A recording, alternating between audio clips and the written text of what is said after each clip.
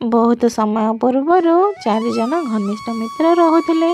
सेमानंक मध्यरे जणे थिला ब्राह्मण, जणे थिला सुनारी, आउ जणे थिला दरजी ओ आउ जणे थिला बाढ़ई। चारि जन बहुत भल मित्र थिले। सेमाने सबुदिन किछि ना किछि नुआ चेष्टा करुथिले।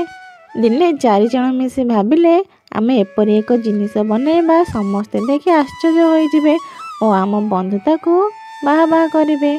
समस्ते मिसी निर्णय कले एक अद्भुत सुंदरीर मूर्ति तैयारी करिबा, जाहाकू एमिति जीवंत बनाइबा समस्ते देखि आश्चर्य होइजिबे।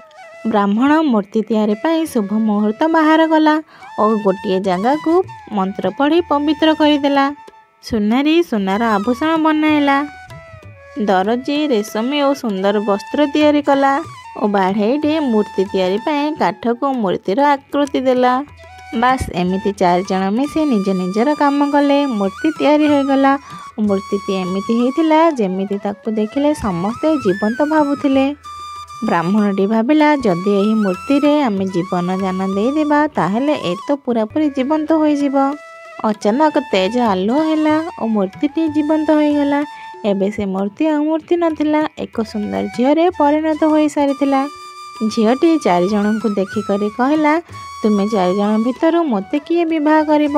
कारण मूर्ति तुमे चारि जन ही निर्माण करिछ। चारि जन बड़ द्वंद्वरे पड़गले, कारण तांक निज निज समस्तंको लागुथिला कि आम मानकर योगदान सबुठारु बड़। बाढ़ई कहला, मु शरीर बनाइछि, मो बिना तुमे एठी नथांत। सुनारी कहला, मु एही आभूषण पिंधाई तुमको अधिक सुंदर करिछि। दरजी कहला, मु तुमको वस्त्र पिंधाई आहुरी अधिक सुंदर करिछि। ब्राह्मण कहला, मु तुमको जीवन दान देइछि, नहेले तुमे निर्जीव ही रही थांत।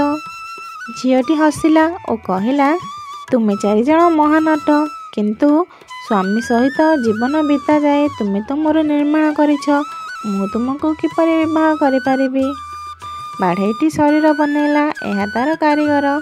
सुनारी सुना बनाइला, एहा भी ता कारीगर।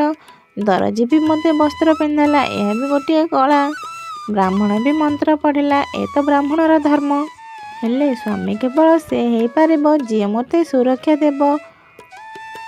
किछि समय भाबी करी झीटी कहला, मोते तो तुमे माने समस्ते जन्म करिछ, तेणु तुम मानक भितरु केही मध्य मोर स्वामी हेई पारिबो नाही।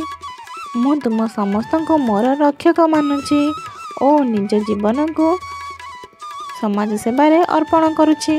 चारि मित्र जाक यह शुणी खुशी होइगले और ସେହି मूर्ति को निज झील रूप में स्वीकार कले और ताको आशीर्वाद देले। समय सहित ସେହି झीलटी बहुत ज्ञानी, दयालु और प्रसिद्ध होइगला। झीलटी निज जीवन को समाज सेवारे अर्पण करदेला। एमिति जदि चारि बंधु मिसिजिबे ताहेले निजर जीवन स्वयं चमत्कार बनाई देबे।